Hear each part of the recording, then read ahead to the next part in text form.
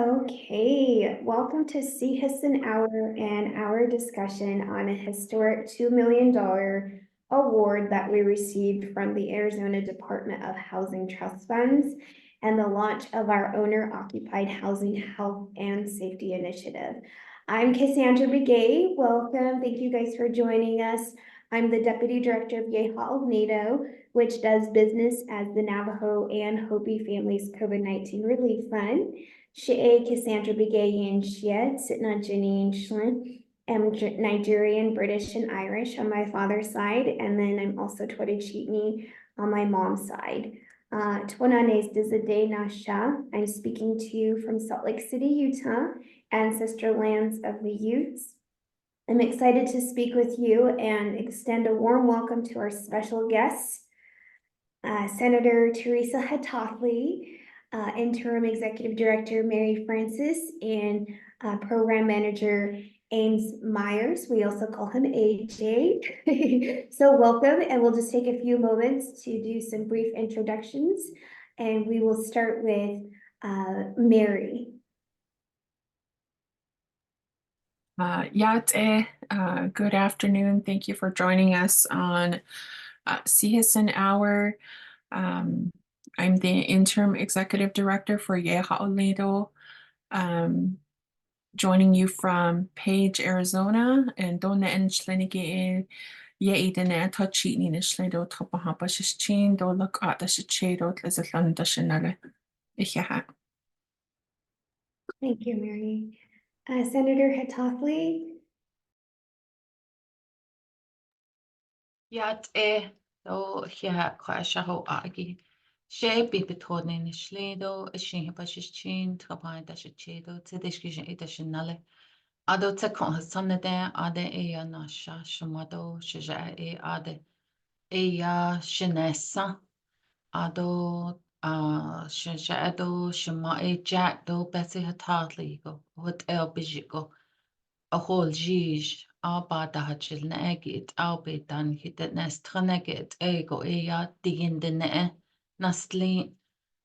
Thank you very much, and thank you for having me today. I am Senator Hatathli. I come from Coal Mine Mesa, Arizona, just east of Tuba City on Highway 264. I was raised there by my parents, and Jack and Bessie Hatathli are my parents, and we still reside there. So thank you. Thank you, Senator. And we're really happy you joined us today. Thank you. And our program manager, Ames Myers. Oh, yeah, they've been Shay Ames J. Myers and shit. My family friends know me as AJ. Just this really don't know sure. This motto.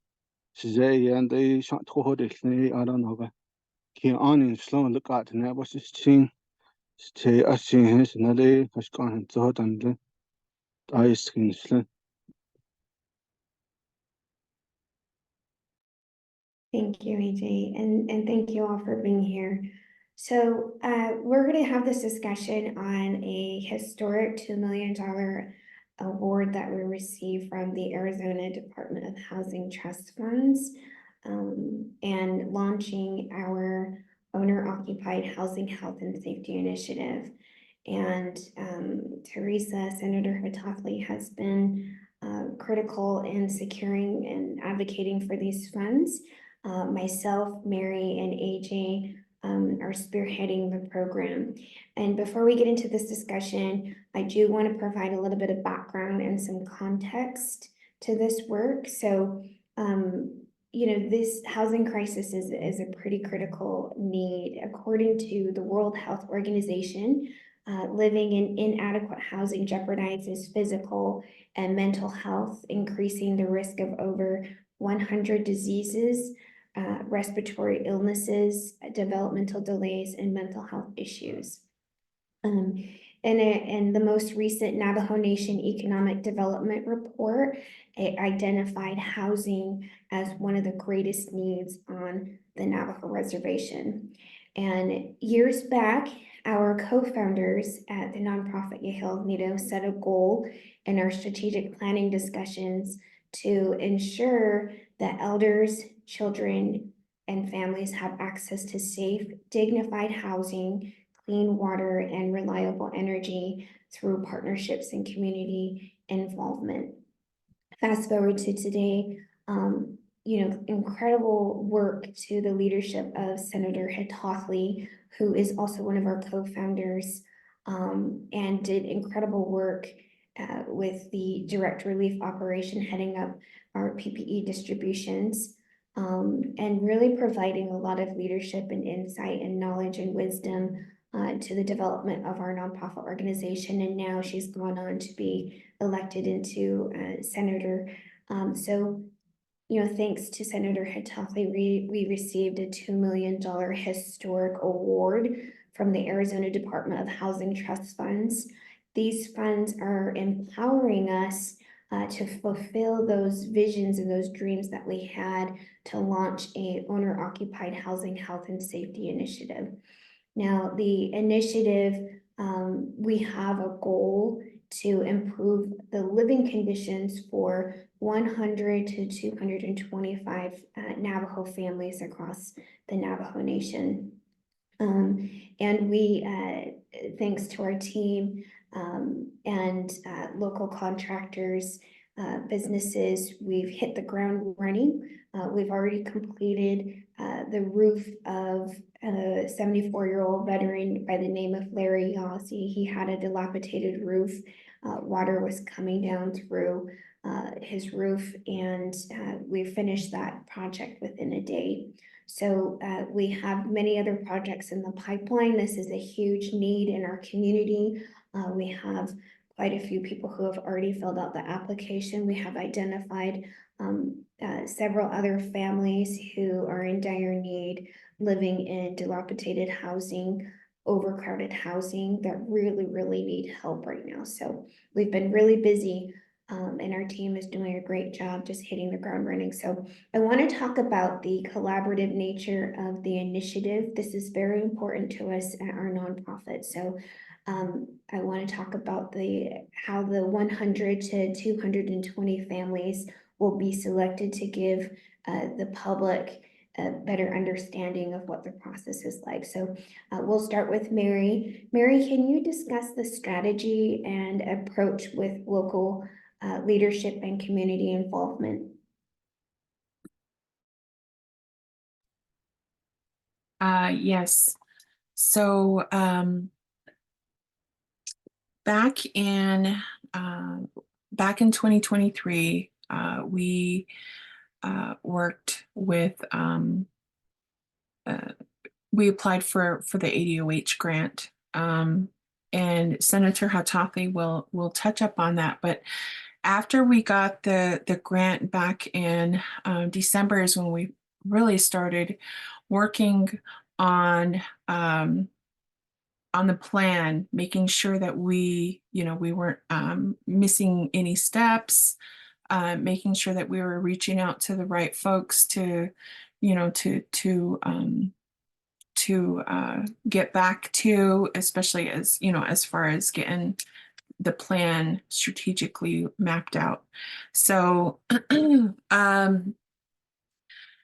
January last month, January 2024, we started out with just releasing an application, and our goal is to help anywhere from 100 people to 225 people, and we're covering the Arizona counties,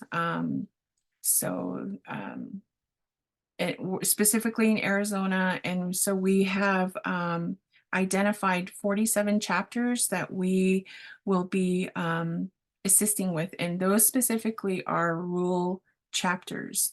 They're chapters that have no stores or limited stores, limited housing. Out here in the Western Agency, there's communities such as Coppermine, Botaway, Gap, Cameron, Loop, Talani Lake, Bird Springs, Coal Mine, Tonalea, and Inscription House. Those are all communities that are considered as rural. You know, there's very little, I think there's only one store in between. 30 miles is probably the closest bashes for each of those chapters, even as far as, I don't know, 70 miles, you know, with the border towns with Flagstaff and Page. So just to paint you a picture of what, you know, how far those communities are from town, from the nearest store. So that's how we were able to choose, you know, the communities that we're able to help. So they are our first priority. And so we're able to assist with emergency renovation, emergency repairs, and you know, each community is allocated approximately 28,000.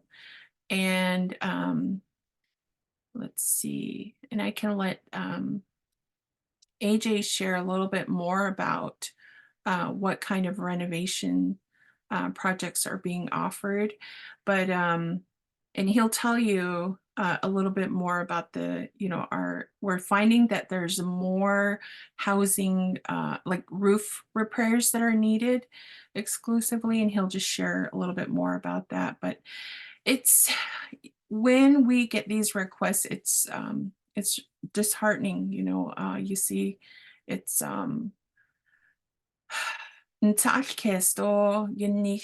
know, it just really makes you wonder, like, how did our people get into, you know, how were they just overlooked for so long, and how were they just forgotten? You know, there's so much that, you know, the nation can do, that the US government and the Navajo Nation can do. And we certainly have overlooked our people, and we have dropped the ball in as far as services to them. And I'm so thankful that we're able to do this work with the support of Senator Hatapley. Yeah, so thank you for that, Mary. And, you know, just underscoring the significance of grassroots movements, matriarchal leadership to solve our community's challenges. You know, we have a long-term vision beyond the initial repairs. Hopefully, we can secure additional resources to continue doing this work. But in the meantime, as Mary mentioned, the need is pretty high. Can you tell us a little bit more about how the initiative will improve health, wellness, and safety in our community? Well, you know, you know, we're really, since the COVID-19 pandemic, we really were able to see all the weaknesses in the system. And you know, there's, of course, you know, housing needs to be addressed, and then there's the economic development and cultural revitalization and food security that we're trying to address. And as an organization, that is what we're trying to address. You know, when we were doing a lot of the relief work, we were seeing, you know, that there was a great need for food. You know, there was a lot of food insecurity. We were making deliveries, and, you know, unfortunately, we were not able to see the inside of the home at that time. And we, you know, we had to keep our social distance and just, you know, practice all the precautions. But now, since, you know, COVID has gone back down a little, and it's not quite gone yet, so we still have to be very cautious around, you know, spreading any viruses and so forth. But now we have the opportunity to go into the homes, assess the living situations of these families, and, you know, figure a way to help them. You know, some of the families don't have any phone, they don't have phones on them. They don't have the connection to social media. So that's why we're working with the chapters so that we can, with the chapters or community leaders, so they can refer us or you refer our family to us, sorry. And then from there, get a relative that has a phone, so that we can get all the details necessary to help these families. But it is a lot that we are taking on, but it's necessary. I think that, the housing need is, it's a human right for everybody. It really plays a role when you have a nice, beautiful home that you can take pride in, that really changes the self-esteem and the mentality of the household. And so that is something that, I want for all of our people, Navajo and Hopi. And I hope that we can make, a difference in the Navajo families' lives right now that we're helping.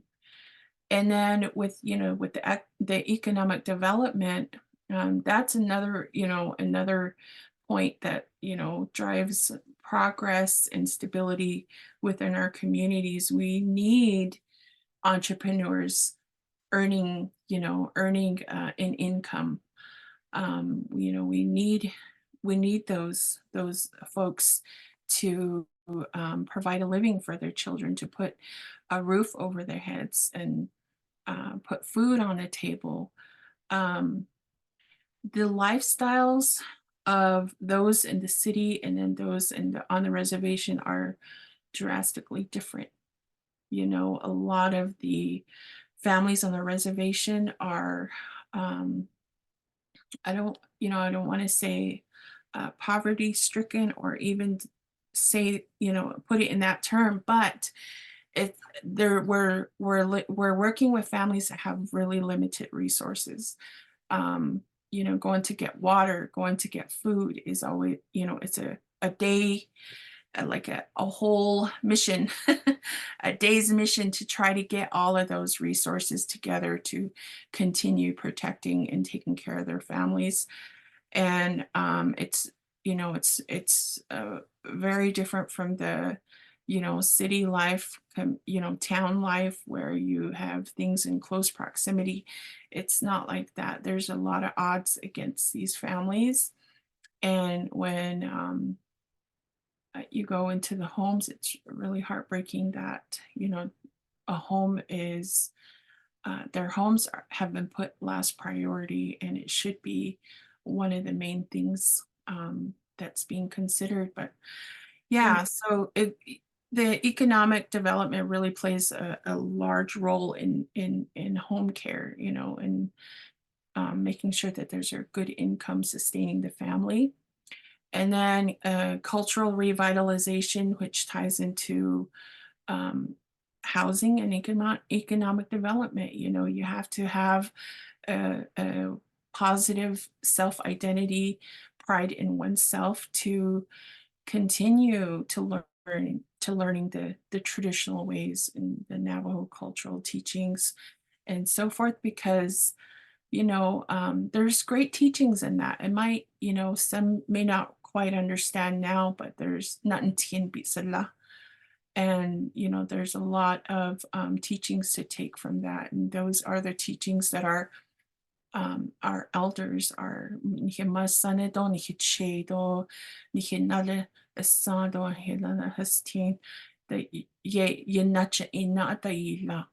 so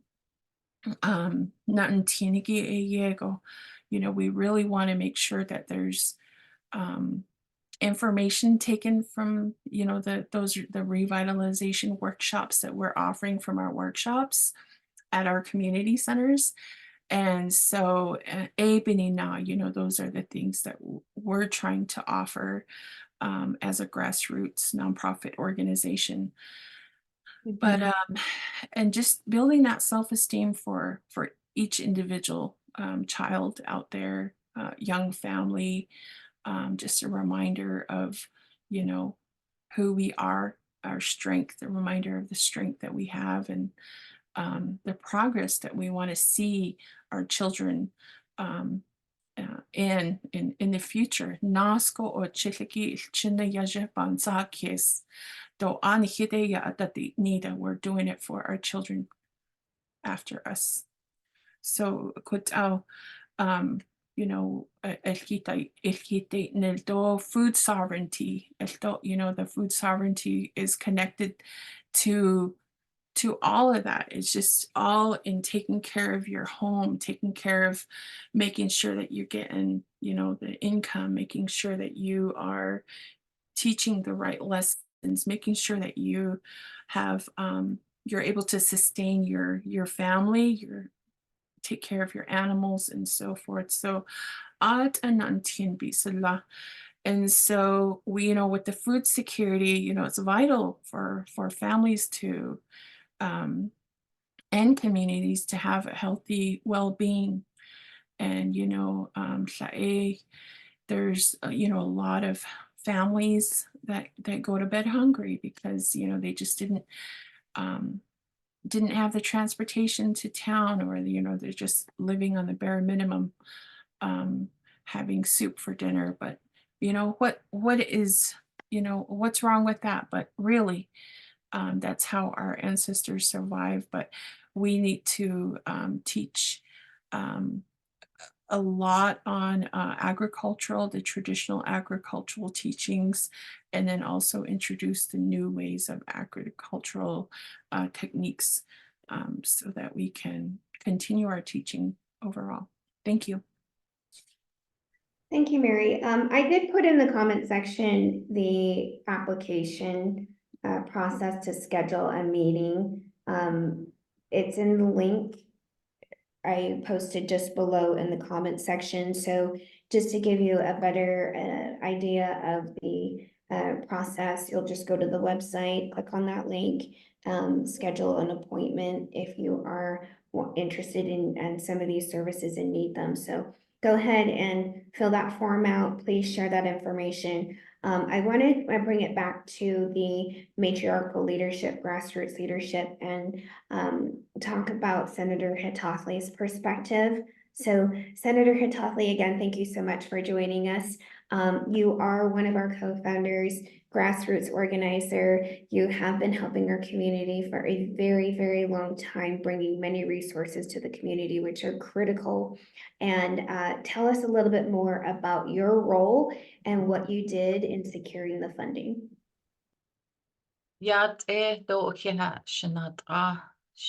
I am Senator Hitothly, and I represent Legislative District 6. So that's how I introduce myself on the floor and in committee all the time, speaking my Navajo language. And if people are uncomfortable with it, and there's times that they are, I always try to let people know that I'm Dene first. That's foremost in my mind all the time. And then I want to say, yeah, thank you very much. It's an honor and a privilege to be among great Dene leadership. And it's wonderful. Women who have come together, and then Shitzilikli too, you know. And now letting the, you know, the a large a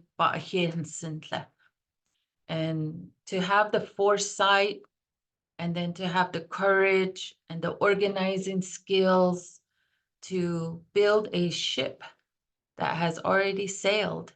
That's in essence what we've done. And then that's those teachings that were instilled in us by our mothers, our grandmothers, our community, our culture. And it leads back to the leadership of Yolka Astanatlehe. So to take care of our community, to lift our people up, you know, is something that always is in my mind all the time. So in my role, I've been here, this is my third session here at the state capitol as a state senator, and something to say about unintended leadership.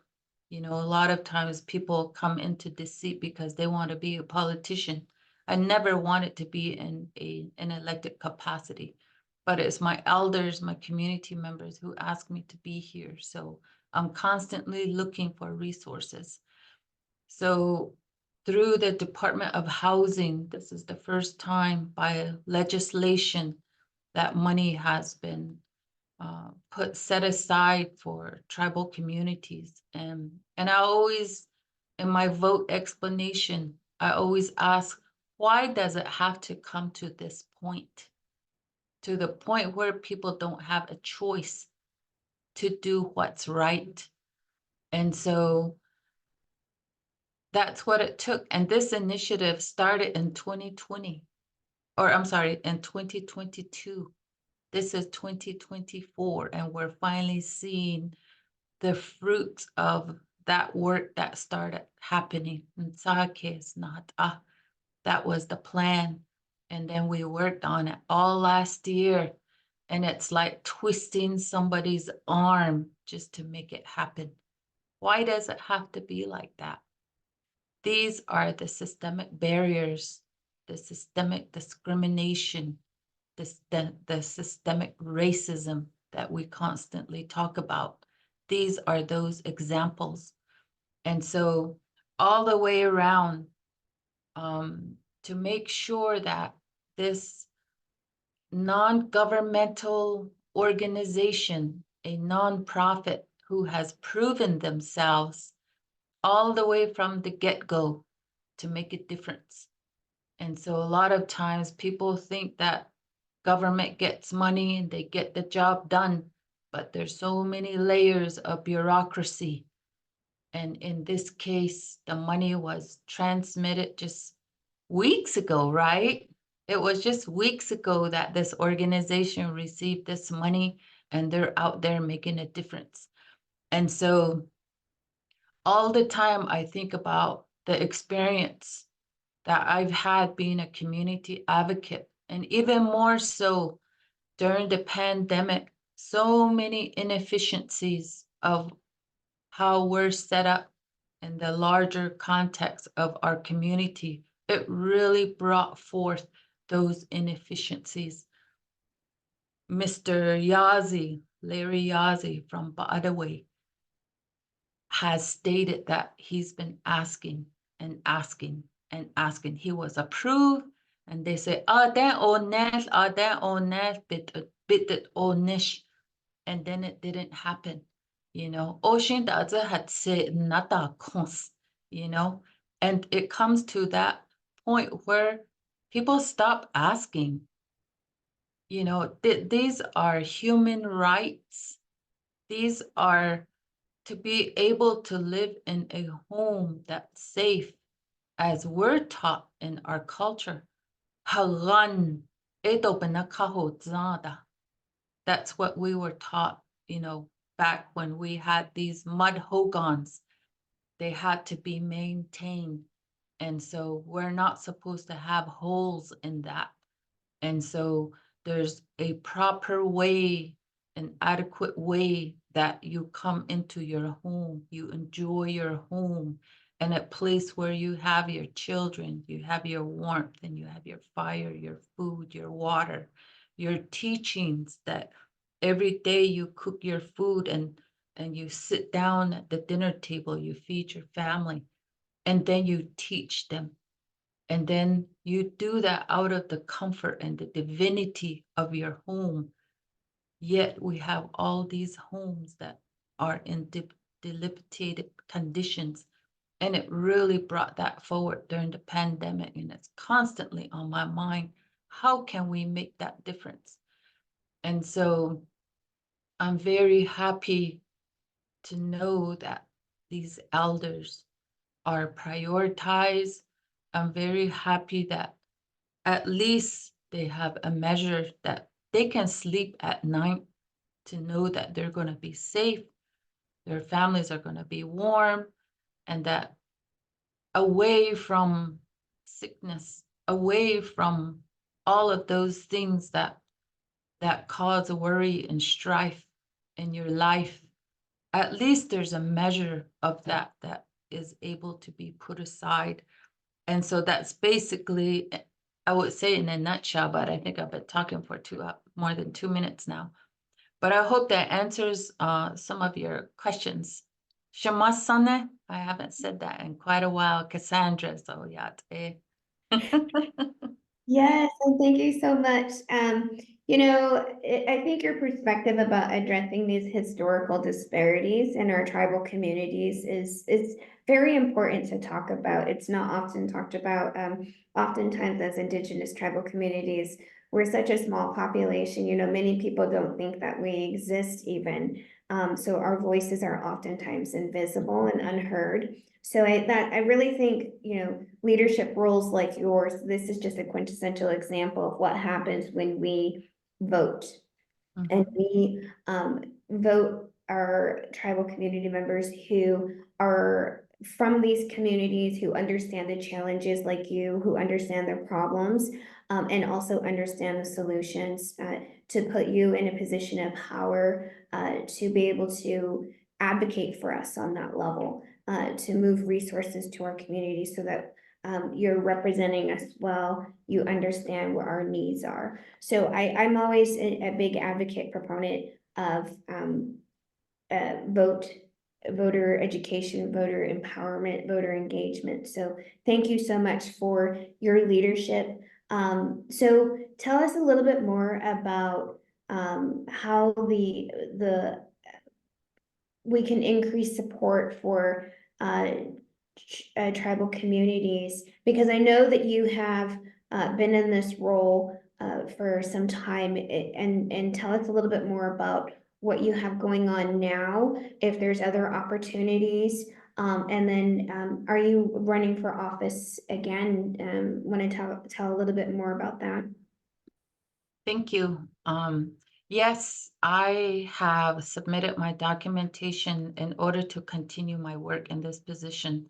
I'm currently working on some initiatives, and I think on the bigger platform, that the 30,000 feet level, one of my priorities is higher education and creating a fund that will provide financial opportunities for tribal colleges. We have 4 tribal colleges in the state of Arizona, and they don't get any type of funding. We have to keep going back every single year.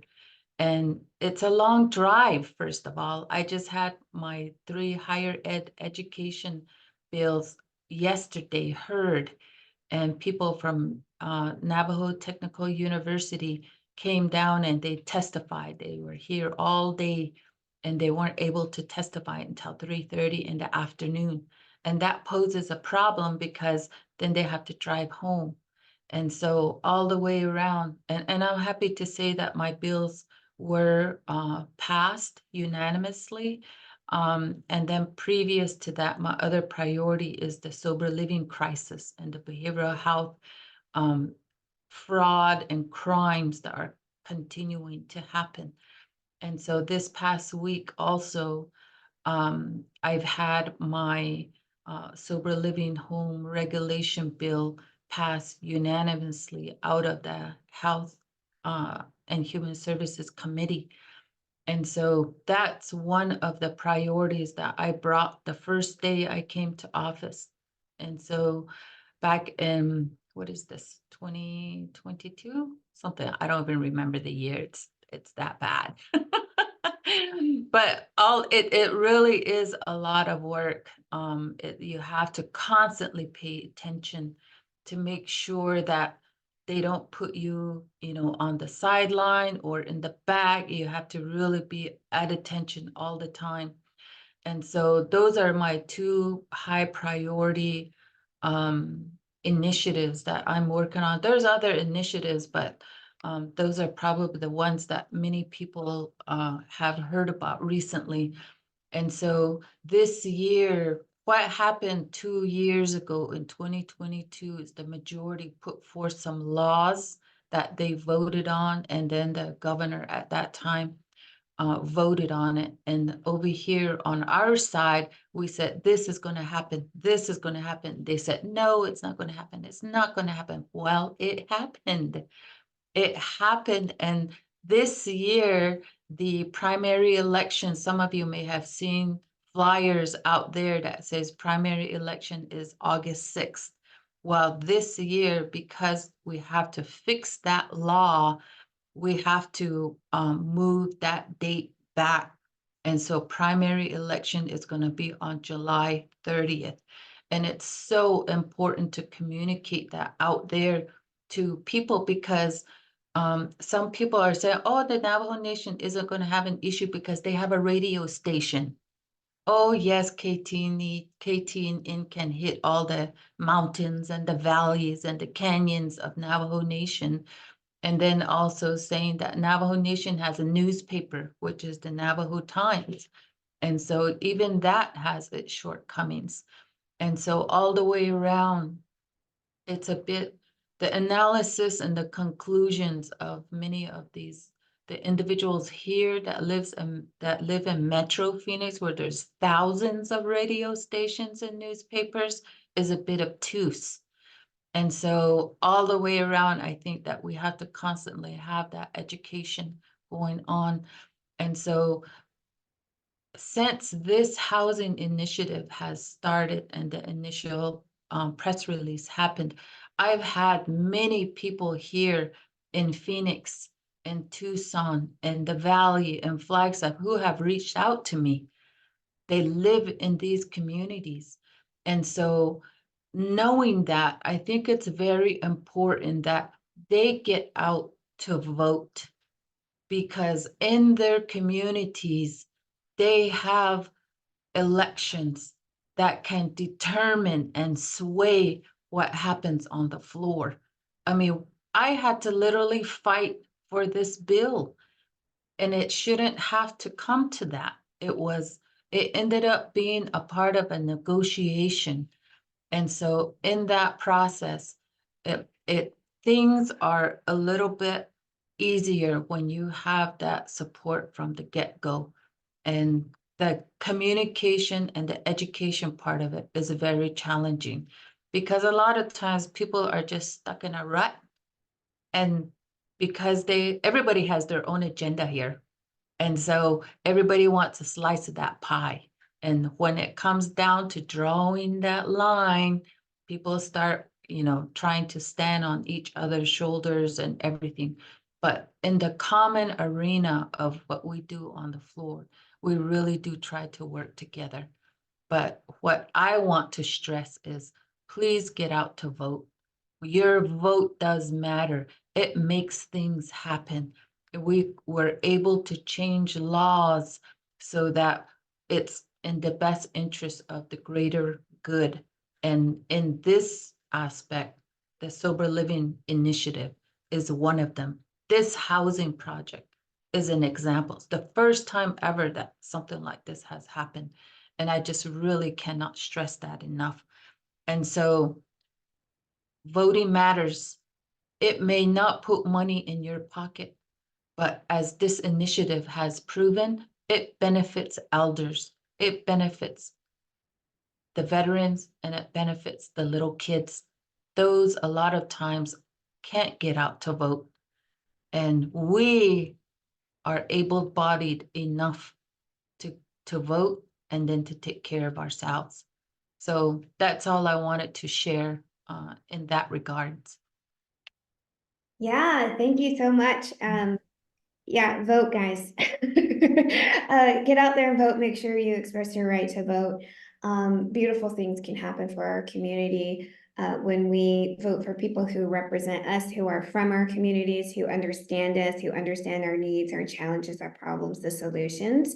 And as you heard from Senator Teresa Hatoffley, she is up for election, running again in her district. So we wish you the best for that, and just really want to stress that voter empowerment, education, and making sure you're paying attention to the dates. Maybe that's a conversation that we have in the near future. And maybe we invite you back, Senator Hitoffley, for that conversation, just to kind of help do some voter education. There's a lot of misinformation out there. And, you know, one of the things, another challenge is a language barrier. Oftentimes our elders need language, translation, translators at the polls. Sometimes they need vehicle transportation to the polls. And so that is something at YEHA, you know, that we're discussing as a leadership on how to empower the voter education, making sure people have access to the polls and that they have translators, things like that. So very important. Now, so just kind of expanding on the impact of the housing initiative, you know, we've been able to create 3 additional jobs with the housing initiative. And we're also focusing on using technology innovatively. And so we've been able to create 3 new jobs with the housing initiative. One of those jobs is with our program manager, Ames Myers, who's with us right now. And we've been using technology to address how to serve our community members with this program more efficiently. There is a major challenge with infrastructure when it comes to internet access, cell phone coverage on the Navajo reservation. I think there's about 30% of the Navajo reservation does not have cell phone coverage. There's hardly any internet infrastructure. There's a lot of challenges there. So what we've done as an organization, as a solution, is we use Starlink. Starlink is a service that we have set up in our community centers for our resiliency fund initiative. And then we also set AJ's office. He has a remote mobile office in his truck up with a remote Starlink internet connection. And so we want to focus a little bit more about that. He's actually, I think he dialed on from the Starlink. He's in a very remote community right now. He's actually on the ground in one of our communities on the reservation, assessing homes. He's been incredibly busy, been a critical role in spearheading this program. And he's using Starlink right now to relay information to us, which helps Mary and I and our staff have ears and eyes on the ground and relay information quickly so that we can communicate better. We can quickly provide services and keep these projects moving. So AJ, tell us a little bit about that. In fact, if you can you show us the satellite, or is it hooked up today? Tell us a little bit more about the Starlink and your role. Hello, Yate. Being the project coordinator, it's been very interesting. Different role from what I've been doing for the past 3 years. But this is the Starlink setup. You had the satellite, the modem, running off power from the customer for now. We're just out here taking care of a home, put some windows in, getting the painting done. So things are looking good. I'll have a few more days here at this project. The old siding had curled up at the bottom, was letting weather in, so demoed all of that. We're also doing a bathroom renovation and also repairing. There was a roof that was leaking water, and they repaired that on their own. So we're just going in to fix the drywall. So that's what we have going on. We're done. Mr. Yazi's home, he's been waiting for a new roof. We had a LCR contractor come out and knock that out. We had another elder out in Botaway Gap that had a major roof repair, had the structural integrity of the roof.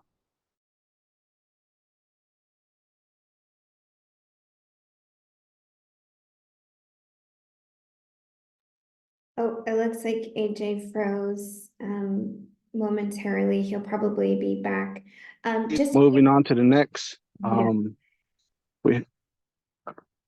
We have a few projects lined up in Cameron. We're also working with other community leaders out there. Everybody knows Johnson Yazi out in Tenali Lake area. Utilizing him, and he's always helping his community out, so he knows who needs what and where they're at.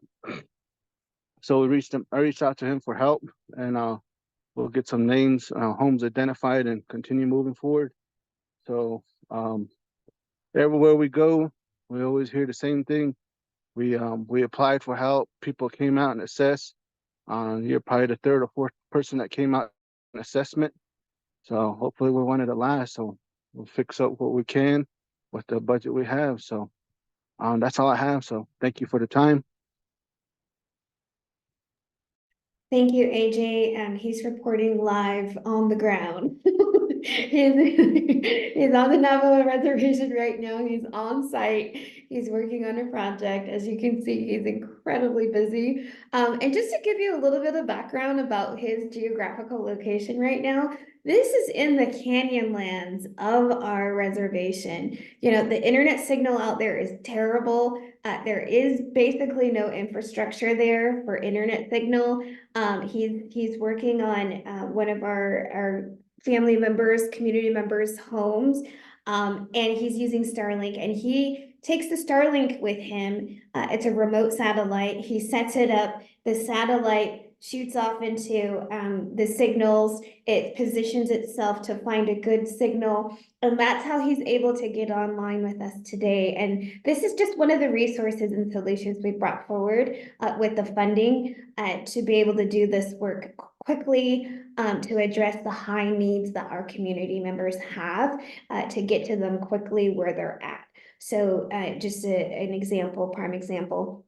But yes, all of this to say, between, you know, grassroots organizers, our leadership, AJ, you know, AJ has run a successful heating program where he was hauling wood, getting wood supply for our elders for quite some time now. And he's very committed, dedicated to our community, has a lot of compassion and a big heart for them. And we were so happy to onboard him. We've been working with him for quite some time now for the elder heating program with the nonprofit. So, you know, between grassroots organizers, between community members who have big hearts for our community, between politicians, bureaucracy, navigating the nuances of that, between our own board members, local chapter leadership, government leadership on the Navajo Nation. You know, it's a collaborative effort. We all need to work together to be able to make this happen. And I think that's what's very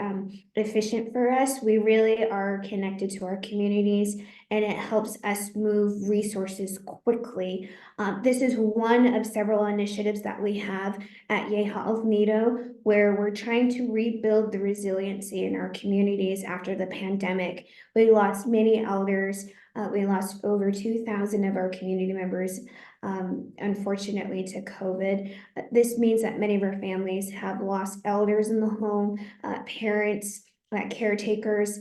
And so with our initiatives, we are trying to build that resiliency back. So we're also launching innovation hubs that are building that resiliency by providing a set of revolving programs to help us save our language, doing cultural revitalization, teaching our families nourishment and food security with gardening initiatives, really trying to build back our economy with entrepreneurial support, investing in our future leaders and our youth. We provide youth programming.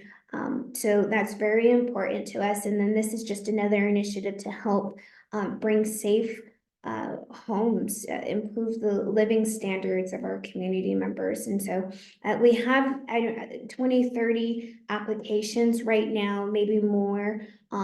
There's a huge need, and AJ has just been busy back to back to back doing what we can.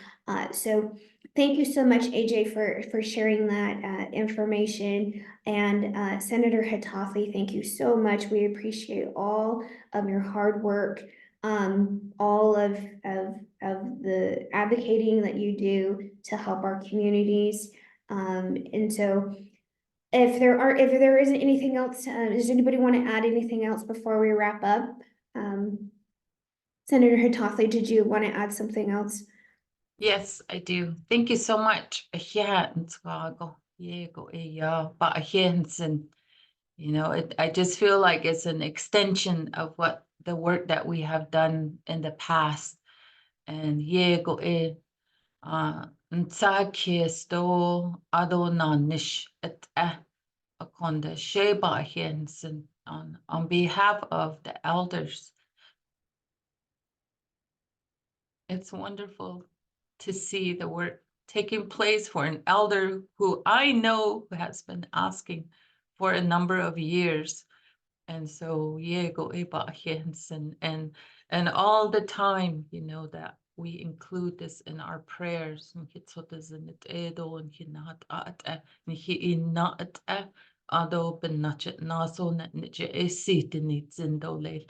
You know, those are all I ask for, just is for continued prayers so that we can continue to bring these resources to our community and to our people.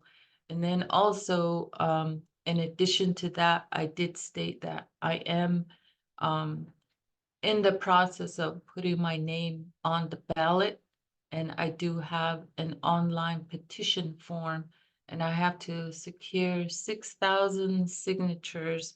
Because of the change in the law, the dates of these timelines have also been shortened. So to do this work, so I only ask that if you see a petition out there, or if you're able to sign on online, that would be great for me, for us to continue this work. It's not just me, I see it as all of us. So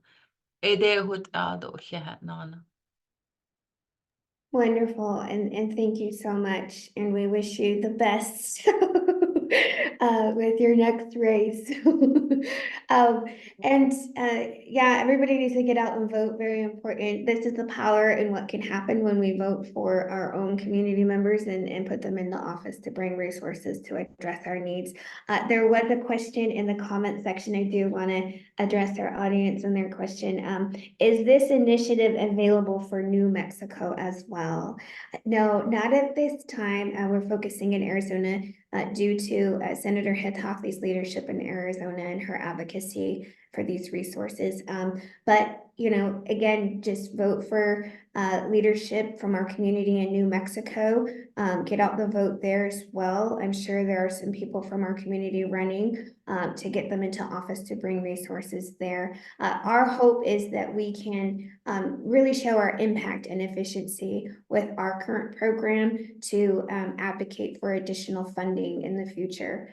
We do have a huge need right now. The $2 million to Arizona Department of Housing, the trust funds, we really appreciate their support as well. And we look forward to additional resources from them. We certainly need it from what we're seeing. You know, the $2 million is wonderful, but it's just going to make a dent in what we really need to do. So we do need additional funding. And then some comments here. Thank you, Senator Hithoffley, for your leadership. I follow you a lot. That's from Mary Benali. Thank you, Mary. Let's see. Awesome. Your organization definitely serves those most in need. Well, thank you so much, Tuela. And then there's some comments about encouraging others to vote. Mary Benali also mentioned, when my daughter was helping people with voting, she encountered the condition of some of the people's homes. I kept saying there should be an organization to help our people. I am so happy to hear your organization stepped in to help our people. Yes. So yeah, thank you everybody for joining us today, for your lovely comments. That brings us to the end of our Sihasin Hour episode. Thanks to our special guests for joining us today. We hope what we shared today was beneficial to you. Thank you so much to our donors and supporters for helping us create positive change and do this work. As always, thanks for listening to Sihasin Hour. If you enjoy our show, please share our Facebook page and follow us on Instagram. If you would like to support our work, visit our website at www.navajosolidarity.org. Thank you and have a safe and great day, everybody.